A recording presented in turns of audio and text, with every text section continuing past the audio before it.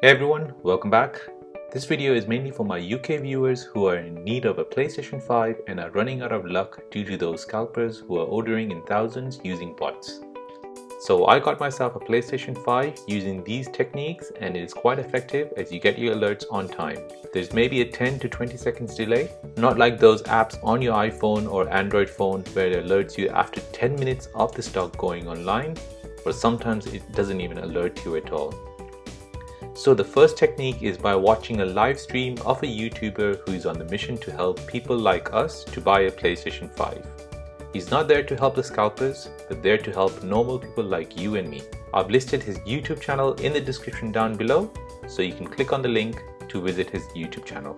Go to his channel and watch his live stream, which he shows every day.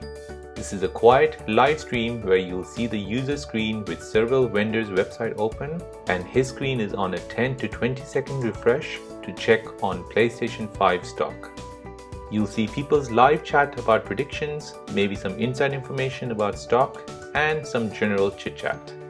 This is a quiet stream, so if you're in the office or at home, start it up on your device and let it run in the background. You don't need to read anything or do anything. Just make sure your volume is on high and let the stream run on the side like a radio running in the background. Now the cool part is when the YouTuber finds stock on a vendor's website, a loud siren will start off and on-screen instruction will come up to look at the chat. The YouTuber himself will paste a link to the vendor's website where PS5 stock was found. You just need to click on the website and try to be the first one to buy the PlayStation 5. Now the second technique is to follow some Twitter handles which I've listed on the screen. The first one is PS5 UK Alerts, the second one is Myth Collects, and the third one is MSTVyt. All of these three Twitter accounts are very active and they regularly post on a daily basis. Now after this point, it's all up to you. You have to be quick and you need to be ready for the purchase.